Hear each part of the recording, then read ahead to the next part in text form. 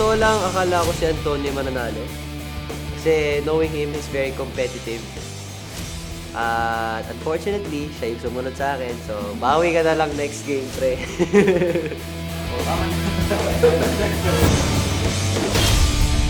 So, nung nakita ko binabanan ni Anton, nakita ko si Ralph. Sige, baba ko na rin kasi parang di pa siya nangangalay.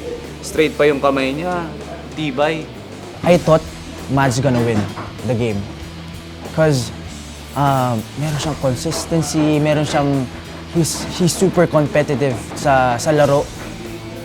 Pero when Ralph did it, para siyang may powers, parang nag-gym siya eh. Alam ko na naglalaro talaga siya ng basketball.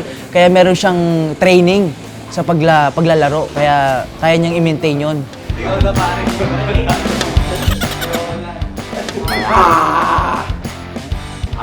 Siyempre, ako, ma-workout ako, kaya lagi ko ini-spam yung shoulders ko.